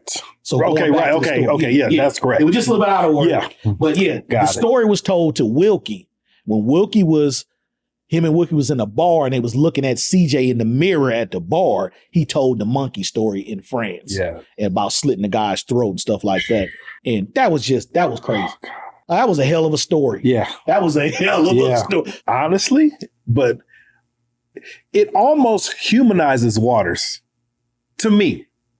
It almost humanizes him because I could see myself reacting the same way. You're right. Yeah. I mean, honestly, even though this guy is someone that you hating through the whole movie, that excerpt is like, damn, I might have did the same thing. Because why did this I'm gonna say fool take it upon himself? He wasn't thinking, what is it gonna do to us? How you gonna go and perform for these folks like that and shame our name? Yeah. For what? For a couple dollars? Yeah. You know? Put a tail on. Yeah. And eating bananas. Yeah. And shaming us like this. Monkey. Yeah, like. So we coming for you. We gonna do something. Yeah. And, you know, do I got to slit your throat? I don't know. That man said we slit his throat. Yeah. But you finna get some business because we can't do that. Yeah. We can't go to that extreme. Yeah. So yeah, I just had to throw that. Yeah, that was deep. That was deep. But Wilkie pretty much admits everything. Yeah. His part in it. Waters, they set him up. He explains the whole, because he was with Waters the most. Right. So he knows exactly who Waters is. So he explains some of that hatred, going back to the monkey part and stuff like that. So now we get to the scene where Smalls, you know, tries to run away, but gets caught. Yeah. Now, what the fuck do you think Smalls was actually trying to do? What do you think he was? Did he think he was actually going to get away? In your opinion, what do you think Smalls actually thought he was going to do? Oh, no, man. Because I'm looking at like, ain't another part of the hill you could go up? Something, you know, brother, come on. What the fuck? Come on. What if he'd actually caught the train? You don't think they'd still look for your ass for a murder? Right. Of a sergeant? They still coming to get you. He was, but hey. They'd be waiting for the next stop where the train going. You're not getting away. Yeah. That's why when I looked at that scene, I'm like, where does he think he's escaping to? He had to make a run. Murdered somebody. He had to make a run for it. You know? He tried. Yeah. He tried because he felt that guilt too. Yeah. Oh, yeah. That ate him up. Because, you know, in a way, you feel bad for him because he was collateral damage. He was collateral damage. He also had conduct unbecoming. He at all means was supposed to stop Peterson. Yes. And going back to what you said, you're supposed to protect your fellow man. You have to protect him. And he didn't do it. He didn't do it. He didn't do it. He was scared. He was scared. Yeah, he was scared of Pete. Hey, young Denzel was a menacing looking motherfucker. Yeah, he squalled over and shit like... He saw him come from the shoulders one time. He tried to fight Sarge. I ain't about to go up against this nigga. Shit. He even told Smalls, he's like, shut up. Right. And he hopped too. He was scared. Yeah. He even admitted it to Davenport. I was scared, sir. I was scared. You still going to jail. Oh, yeah. That don't excuse you. You don't excuse nothing. You accessory, homie. I understand you were scared, but your ass still going to jail, my brother. Right. You watched him do this and didn't do nothing about it. Matter of fact, y'all covered it up and didn't say nothing about it. Yeah, that's the cold part. You could have snitched on him later. Right. You didn't say nothing. As soon as we got back, excuse me, sir. Thank you. I got something to tell you. Let it go under the rug to where they blamed the KKK for the shit. Yeah. Yep. So Smalls gets caught and tells Davenport everything that him and Peterson did, which was basically they just happened to run across Waters that night. It wasn't premeditated. Wasn't premeditated. The problem was it was after CJ and it was after the fight. So Peterson was feeling some type of way. Yeah. Peterson was looking around going, oh yeah, we're going to enjoy this. Mm-hmm. Oh yeah. He was diabolicalness coming into Peterson like, oh no, Smalls, we're going to enjoy this. Peterson, it's our time right now. We finna shine. We going to enjoy payback as a mother. But even then, watching the movie originally, you just assumed that he's just going to beat his ass. Right. You never saw what actually happened coming. You just like, they're just going to beat his ass. He's going to get his lick back. Yes. But what you seen was the same hatred that Waters had for CJ, Peterson had for Waters. Yep. The same exact hatred. Yep. Yeah. That's where I was. To the core. Yeah, that was the premature. I shot my load already, but it did just it highlighted to me how they were the same person. They were the same, man. He hated Sergeant Waters the same way Sergeant Waters hated CJ, and I feel like they were all trying to further the black race in a Absolutely. positive way. Absolutely. And they both probably saw CJ as a country step and fetch it. They both probably saw him the same way. But Peterson kind of understood, like, that's just who CJ is. Leave the boy alone. He ain't hurt nobody. Yeah, that's my brother. That's my brother. Waters saw it is, but these white people see CJ. And they gonna think I'm supposed to talk like that. Right. Yes, sir, no, sir, and stuff like that. So it was just... And then Peterson saw you as the bootlicker that you were. Yes. See, that's how it went all. Full circle. Yeah. Peterson saw him in a certain way, too. The perspectives was... Yeah. The writing... Yeah, Peterson saw him like he saw CJ. Yes. Yeah. The writing was crazy Phenomenal. in this movie, man. It was brilliant. Yeah.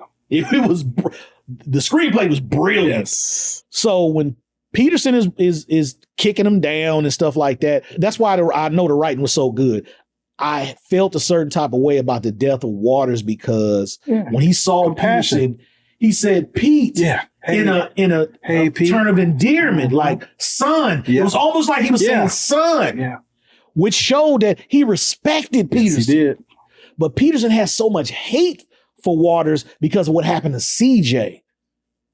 It was just like, he couldn't get past, like, I can finally get my lick back for the fight and for CJ while this man is drunk. He couldn't get past that shit. No. He couldn't get past it. So when Waters was saying what he was saying as a drunk man to Peterson, and he ended with saying, even after all the diabolicalness and clearing all the Geechees out the way, they still hate you. Yes, sir. Peterson, that's enough of this shit. Yeah, we done. We done. Because Peterson, go back to the night CJ was arrested. See, like you said, the writing is so, they gonna kill him. Yeah, I seen this before. They gonna kill him. Somebody gonna kill him. He sure did say that when he's putting on his clothes. Yep. I got to go over there and talk to them officers because they going to kill him. They going to kill him. Right. No, Peterson was talking about Waters. Peterson was talking about Waters at that time. Right, you're right. They going to kill. He said he's seen it somewhere else where they killed the sergeant. Yeah. They killed somebody who was acting like Sarge was acting. Yeah. Peterson comes in. Peterson goes straight up to Smalls. He sees Smalls crying and he already know. Yeah. He goes up to him. It's a wrap. I'm cold. Huh? Yeah. Yep. Snitching ass. Told. Yeah. He started smiling. It's that evil Denzel smile. Yeah. You told. Yeah, that punk ass motherfucker. That's what he wants. Punk ass. Yeah, right. He didn't even hate Smalls enough to even hit Smalls. Because normally you get your ass beat for snitching. Right. But no, he never hated Smalls. And he kind of understood. I did kind of punk him into being with me that night and letting that happen. Like, I can't really be mad at Smalls. Right. I did kind of punk him into this shit. As much as, hey, I did what I was supposed to do. Yes. He had the justification. Unfortunately, I'm caught, but I did my job. He felt like he was fully justified. Fully. Some things need to get rid of. Some black people need to be getting rid of. And that's when Davenport was like, but who made you the judge and the jury of who is fit to be a black person? That's it. Peterson didn't have an answer for that. No. Because he understood, I fucked up. Yep. I probably shouldn't have done that. Yep. You can say a lot of bad shit about how evil Waters is, and we've sat here and said it, because Waters has he was a motherfucker. But a lot of it had to do with his upbringing. A lot of it had to do with he was a fucking drunk, too. Yeah, that too. Let's get that out the way. He was a drunk also. He was a tormented man. But Peterson was a clear thinker. Yeah. So when Peterson pulled the trigger, he knew exactly what he was doing. Yeah. There was no... Pete was diabolical. Pete was a savage, bro. Yeah. Pete was a savage. Yeah. Pete, honestly, I feel like Pete was waiting for that time to happen. Absolutely. Like, we gonna run up on this motherfucker. Yeah. Eventually. I'm gonna get him. And I'm gonna get him. Whether it's around a corner when he's barracks, when he's stumbling, so I'm gonna get him. Yeah. And Pete had it in his mind. That's why he looked at he's like, oh no, we're gonna enjoy this. Right. We is not letting this nigga go nowhere. We gonna enjoy this. It was so evil the way he said it. Like, oh no, we gonna enjoy this. He looked around like, oh no, we gonna enjoy this. All this shit talking you been doing to us. Yep. Time to pay the piper. After Davenport says, tells the guard, take these men out. I was hoping he would say, take these niggas up out of here. He didn't say niggas. Right. He said, get these. Right. He even gave them respect. He said, take get these men out of here. That's it. So when they get let out, I mean, when they take him out, he goes to the window. He looks out. It's raining. Great shot. He just starts crying. And I took that as a symbol of, look what we doing to ourselves. That's 100% what it was. I got the same fuck thing. We did to ourselves. Yes. We all here trying to be positive black people in the military, and look what the fuck we did to ourselves. We made the shit worse. Yep. You got 2 motherfuckers going to jail, 3 because Wilkie, 3 people probably going to jail for life. Yeah. And 2 dead. Yep. Ain't a white person had nothing to do with none of that. Nothing. So I think when he was crying, that's what that cry was about. Yeah. Look at the hate within. Yeah. It's the hate within. The hate within. It's an incredible scene with no words. Him just looking out the window crying. Yes, he was. I was like, fuck, damn. That shit hurt him that he came all the way from Washington to have to lock up 2 of his brothers. 2 black men over killing a black man. Yes. He did not come from Washington to find that out. Nope. No, he didn't. I guarantee no, he didn't. He wasn't on the train. Because remember when he first got there, Corporal Ellis was like, the KKK did it. Right. He said it out the gate. He was like, when they killed him, and Davenport was like, what you mean they? Why you saying that? He was like, well, the KKK did it. Right. So he just knew. Off rip. Yeah. That's what it was. Uh-huh. We in the South. Yeah. KKK. Yeah, man. God. But we get to the point where Davenport, the case is over. Got the man. Davenport is leaving and gets a ride from Taylor. Taylor, who still seems to be the nice guy, saying, you got your man. He even apologized. He was like, I was wrong. Taylor said, I was wrong. Davenport said, I was wrong too. We both thought we had the right person. We were both wrong. Taylor says, well, I better get used to seeing black men in uniform, captains and stuff. And it was a great line. Davenport was like, yeah, you better bet your ass. You better get your used sweet to ass. You gonna get that was a great way to end it. That was a great way to end it. We coming. Yeah. We coming. So, and then the final. That was the Deion Sanders of the 40s, huh? We coming. We coming. So the final shot was the credits rolling and the soldiers walking up the hill. It was a great shot. Incredibly great shot. To add on their way to do what they were there to do in the first place, which is all they wanted was going to war. Yes. They finally was going to war. Yeah. And all that frustration in them sitting in the barracks and sitting on base, not doing nothing, they finally get to fight. Yep. To where they was even bragging at one point. Hitler, we coming to get your ass. Coming to get your ass. That's it. Right. They were so excited. Yes. They were so excited. It was just, now let me ask you this as a military person. Is that how it is when you're on a base that you just want to see battle? 100%. 100%. You ready to get shot at? 100%, because that is what you're indoctrinated with from day one. That's what they're bringing you to do. That's what you signed the contract for, to volunteer any and everything up until your life. Personal story. I got it 100%. I was in during Operation Iraqi Freedom. I was slated to go to Iraq twice. First time I was literally on the tarmac and got called away. Damn. Second time, the order just didn't go through where I didn't catch up. And as a young man, I was very disappointed because I wanted to go overseas and get some in. Wow. As an old man, I sit here now and count my blessings and thankful that I didn't have to go into that situation. But yeah, I was at the time of service, I was very upset that I did not get to go. But again, it's a real thing. It's a very real thing.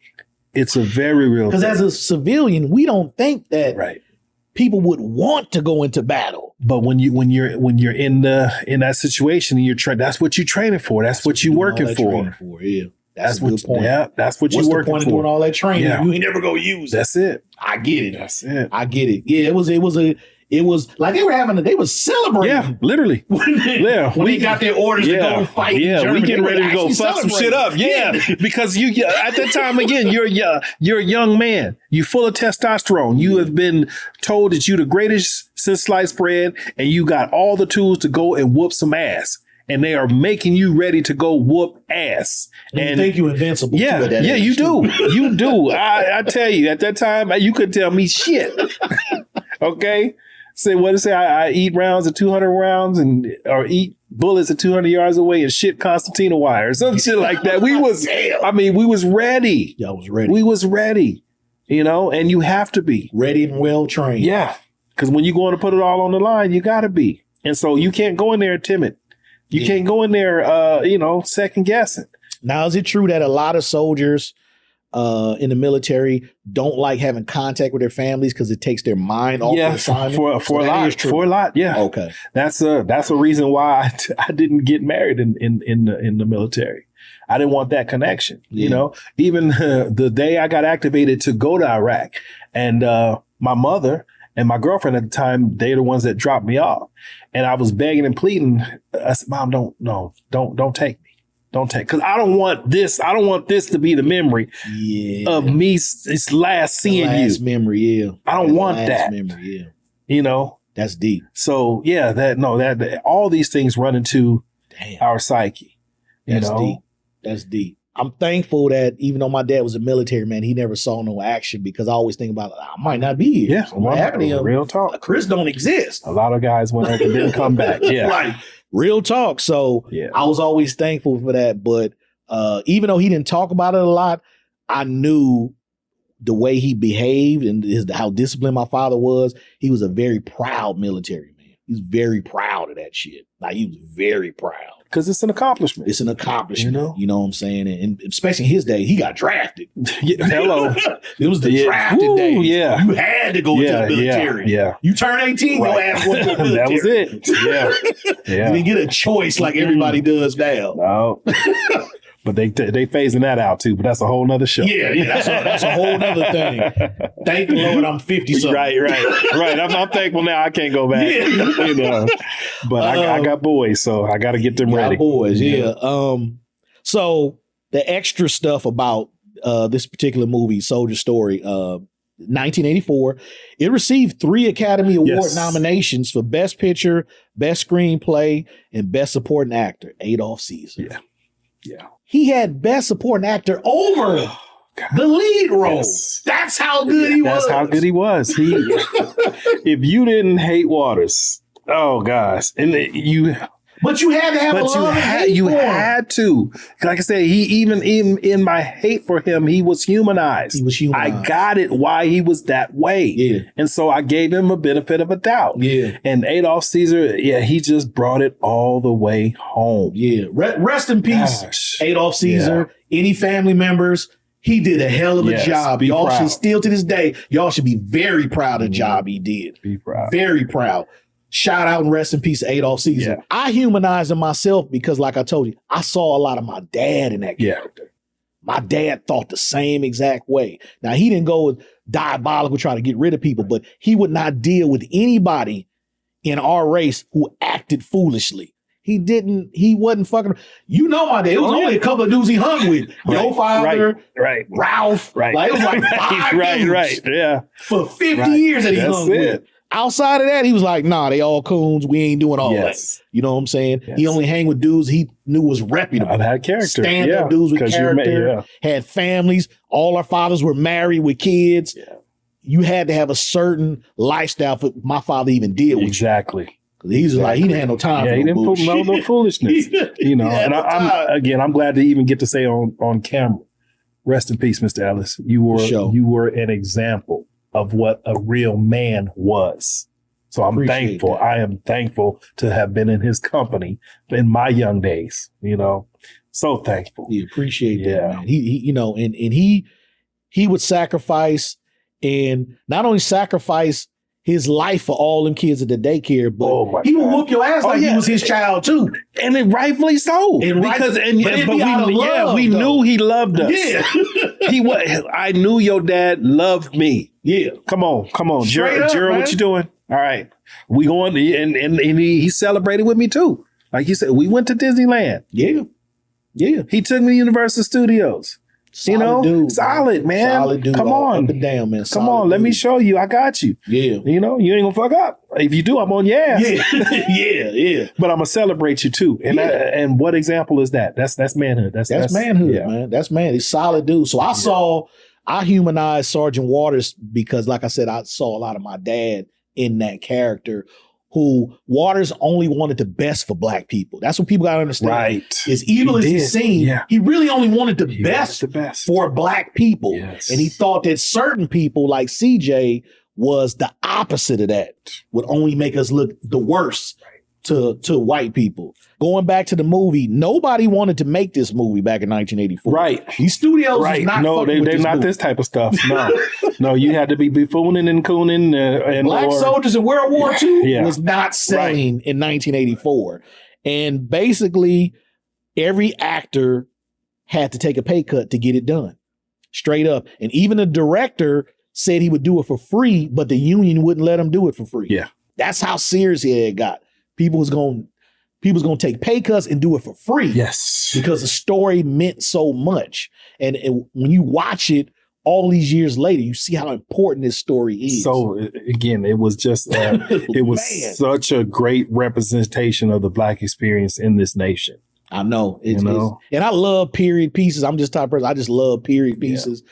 But because the screenplay was written so well, I fell in love with this movie first time I saw it. Oh, yeah. Even when I saw it again a week ago, I fell back in love with it. Yes. Like, that's why I love this movie. It stays in rotation, It's a real movie. Yes. Like, if I was going to imagine what my ancestors went through in the military, I would imagine it would be this movie. This is what the fuck they went through. And that was it. Like, real talk. Also, side note, Bill Clinton, who at the time was the governor of Arkansas, he was on set. Yes. So he was there to see this movie through and visit with the fellas and stuff like that. Like Bill Clinton before the presidency. Yeah, I got that tidbit too, to where the budget had ran low and there was no way that they would be able to shoot that last scene. But he enacted, that was National Guard. Yes. So he enacted them in order to do that scene with the passing review, but that shout out to Bill Clinton for supporting that movement and getting that done. So I need you to rate it. Okay. So scale from 1 to 10, 7 being good, 8 being great, 9 being excellent, and 10 being a masterpiece classic. What do you give it? I got to give it masterpiece classic of a 10. I'm on that too, man. I have to. I can't see it no other way. Yeah, because it just touched every part of our experience. Yeah. And framed it so beautifully in the background of military. I mean, they could have told that story with different backgrounds. They could have. Yeah, it could have been told. But they could have wrapped it up quick and had the white guys go to jail for it. Yeah. But they just put it in that was our existence. Yes. That's what we lived. That's what we lived in at that time. Yeah. Like I said, the first scene with Davenport on the bus fucked me up from the very beginning. Right. You letting this white dude call you boy? You're a fucking captain. But it's in the South. Yep. 1944. That's the way it goes. If he would have said anything the opposite, they might have lynched him right then and there. Yeah. He'd have been a dead captain. He'd have been a dead captain. Yeah. He called him boy about 5 times. Yeah. Hey boy. Hey boy. In a disrespectful way, not in a nice way. Right. It was very disrespectful. God. So that got me from the very beginning. God. Like, I don't know how they did it. Yeah. I don't know how they lived through a time where you could be blatantly disrespected like that. But that was life. It was life. So I get it. It was life. Just as, I just had the pleasure of coming back from Black Wall Street, and were we suckers? No, not at all. But we just, you couldn't stand against the establishment, in a way that would alleviate that type of treatment, to where somebody is still to this day think they got the right to disrespect you because of the color of your skin. Yeah. Damn. So, name of the show is The Main Ingredient. The Main Ingredient. So, in your words, what was the main ingredient, the one thing in this movie that made you give it a 10? The one thing. And it could be anything about the movie, but the one thing. To sum it up in a word, classism. Explain. Because they just dissected it so beautifully. They did. And showed each and every area of which it encompasses. And we got to realize, the people watching this got to realize that's the real enemy that we're up against. Yeah. And it don't matter what color you are. Yeah. You know, it just breeds in that way to make you fight against your own color. It does. When that's not the enemy. Right. You are exactly right. Like the gap between the have and the have-nots have nothing to do with color no more. No. It is classism only. It's, you either got money or you don't got money. That's it. The have and the have-nots. Yes. There's a lot of broke white people as well as a lot of broke black people, as well as a lot of broke Asians and Mexicans. Like broke people exist everywhere. Everywhere. Yeah, everywhere. So it's a class thing more than a race thing. And I wish people really understand that and learn how to navigate through that. There's a game in play that we're all playing as we get through life, you know, financially and stuff like that. There's a game that's going on and people don't understand how to play the game because they don't understand the rules. Exactly. You know what I'm saying? And it's unfortunate that people give up before they understand how to play the game of life and get through it on the good side of it. You know what I'm saying? And I wish a lot of people wouldn't give up. Like, figure out, look, I got the mentality of, and I catch a lot of flack from my friends for this. Like, I kind of somewhat agree with Damon Dash, what he said on the Breakfast Club a few years ago. It's all a mentality thing. If I only want to fly first class, I'm going to figure out a way to make more money to fly first class. I'm not going to say, I'm not going to say, well, I'm going to fly coach because I can't afford it. No, motherfucker. Right. Figure out how to come up with money for first class. But it's a mentality. Yes. There's a poor mentality and a go-getter mentality. That's it. And I get in trouble a lot of times because I'll be looking at a lot of my friends like, why don't you just learn how to make more money? Stop complaining about not having enough money. It's a class thing. I refuse to catch the bus to go across country. So if my ticket gonna cost me $2,000, I'm gonna figure out how to make $2,000. I'm not gonna say, well, I guess I gotta catch the bus. No. Right. I'm not doing that no more. And I wish more people had that mentality, the Dame Dash mentality. Learn how to own shit. That's it. Learn how to be owners. Granted, everybody can't be an owner. We get that. But you can have a better life if you desire to do and you desire and go work for it. Yeah. You can have a 9-to-5 and have a side hustle where you can afford that nice ticket to Vegas or that nice ticket to Miami. You don't have to say, well, I only make $20 an hour, so I can't do it. No, you can do it. Yes, you can. Yes, you can. Believe in yourself. Yeah. Make it happen. You just got to have the desire. And it's hard to put that belief in. When somebody don't believe in themselves, it's hard for you to believe in them too. I can't believe more for you. Yeah, I can't. I can't want it more than you. Yeah, it's impossible. I can't want it more than you. So it's just like, I just want people to understand, like, the game that's being played now is a classism game. It's not a race game. And don't let the race baiters put you in there. Yeah. It's not a race thing no more. No, it's class. Have and have nots. Right. And it's getting bigger by the day. By the day, the wealth gap is increasing daily, and you guys got to figure it out. There's no reason why less than 1% of the population has more wealth than the rest of the population. It's ridiculous. There's no excuse. And as long as they keep you thinking that it's by design.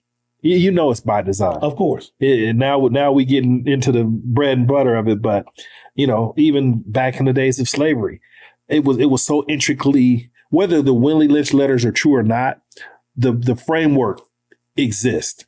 And even so much so that, they brought in the Irish, who was, for lack of a better term, the niggas of the white people. Yes. The lower class. Before. Yeah. Niggas of the white people. Yeah. They brought you and put them over the slave.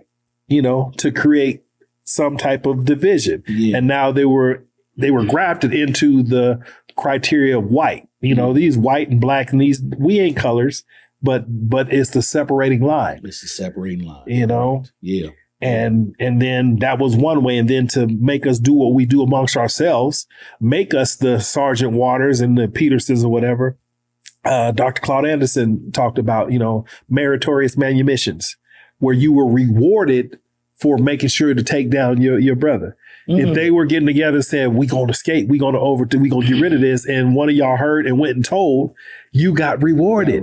You got meritorious manumissions. It was a legal stature for you telling in order to break up the revolution. You know, so, and it's just on repeat to today. That's a good point. For me, going to the main ingredient, the main ingredient for this movie for me is the screenplay. I just love how it was written, man. Yeah. It was, you could tell they put so much thought into every word on the page, man. There was no words wasted. None. Not a one. Yeah. Some movies you can look at and say they didn't have to put that there. Yeah. There was not one word wasted. Yeah. It's not one word wasted. It's like when people say, well, Chris, you haven't done a movie in 10 years. Why you ain't done a movie? If I can't do some shit like that, I won't be doing no movies. When I do something, I want to do something that means something. Yeah. I'm not going to be a dude who's going to have 20 movies on Tubi that don't mean shit to nobody but me. Oh, Lord. Shout out, hey, I'm not hating on the get Tubi your money, directors. Get your money. Get your bread, because a lot of y'all getting rich off that. Cool, that ain't me. Yeah. My movies got to matter to me. That's why I only got one feature film in 10 years. It has to matter to me. That's just me. Movies like this is why I became a filmmaker, and these type of movies drive me to do more in film. Yes. It's just when it comes to it, I take it so serious. I can't just put any bullshit out there, man. My name is on it. When I'm long gone, they're going to look at these films. So are they going to see a bunch of bullshit on Tubi? Or are they going to see a real ass movie? Right. That's the difference with me. I think about when I'm gone. Yes, that's the testament to your character, man. That's the testament. Think about that. And I think a lot of directors, not even just black, just directors in general of this new generation, they're not thinking about what's going to be left when I'm gone. Right.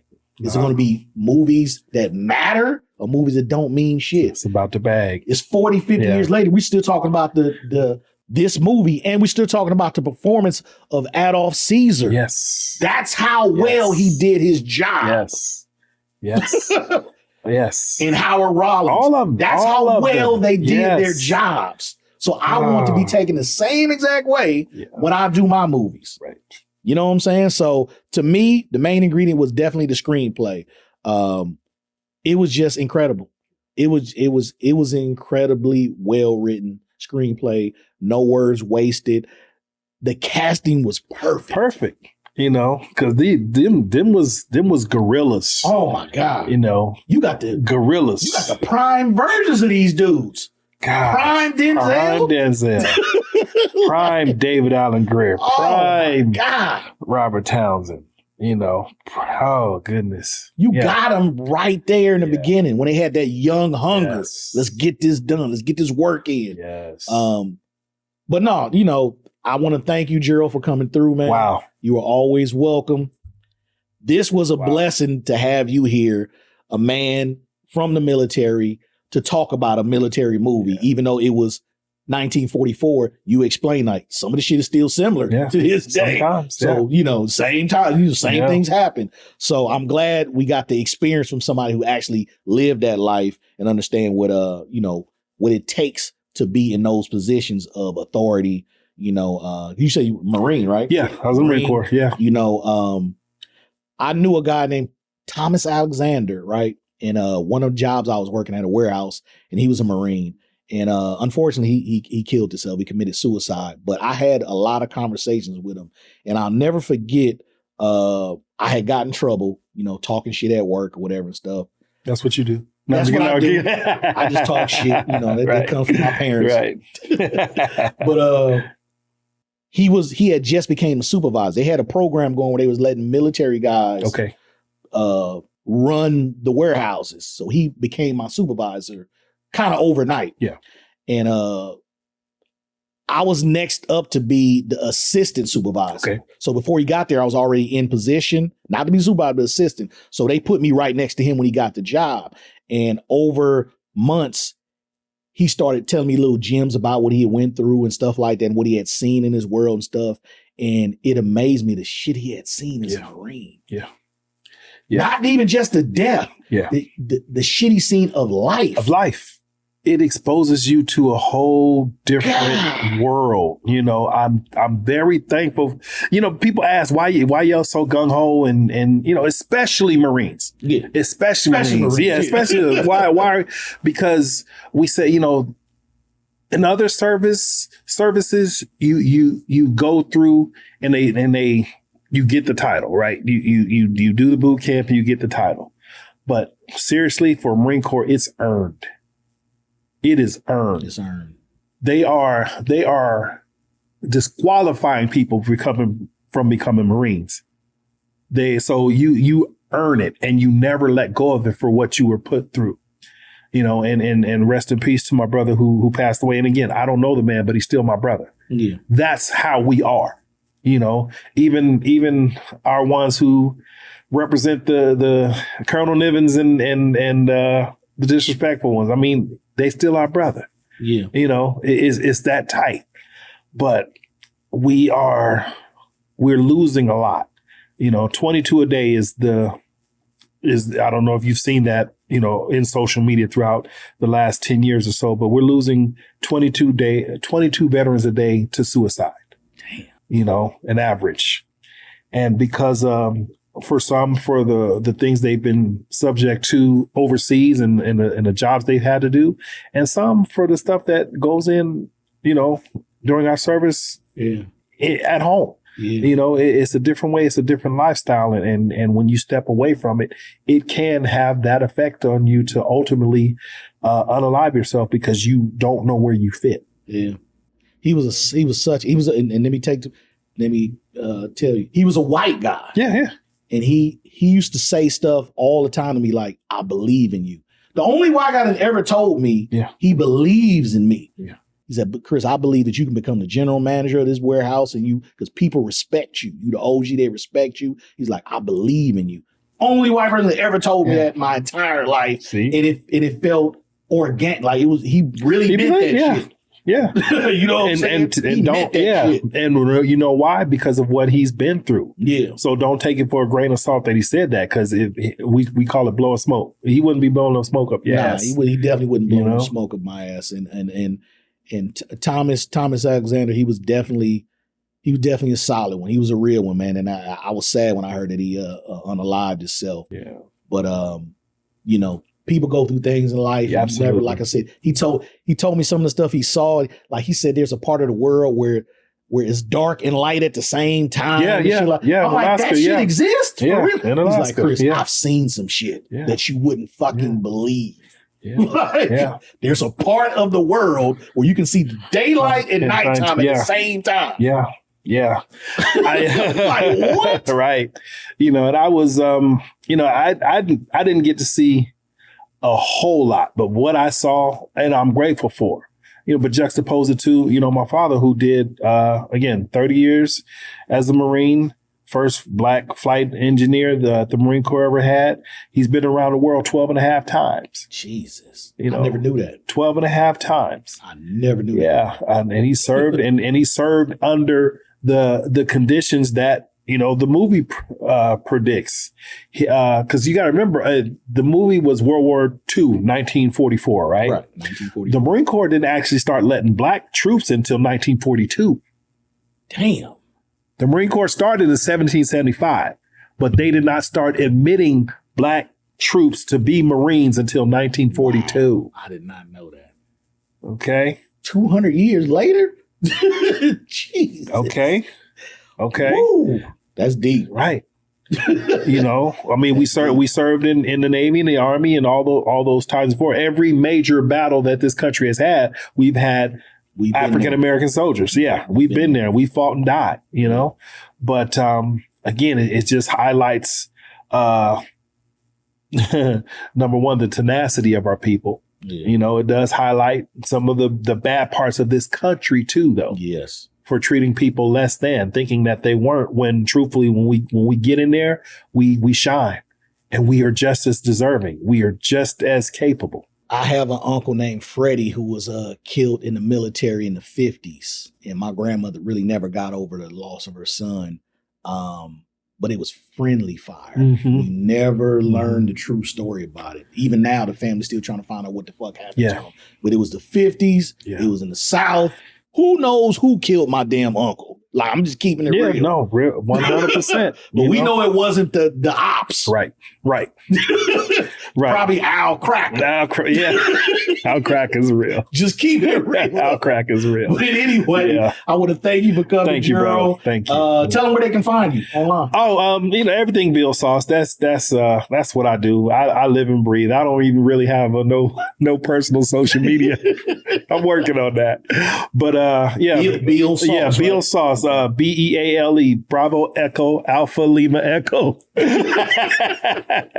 Your military folks will get that. But yeah, BillSauce.com, and that's all socials, everything at Bill Sauce. Okay. Yeah. So thank you, brother. You just heard it from Mr. Williams. Where to find him? Once again, I'm the host, Chris Ellis, and this is the main ingredient.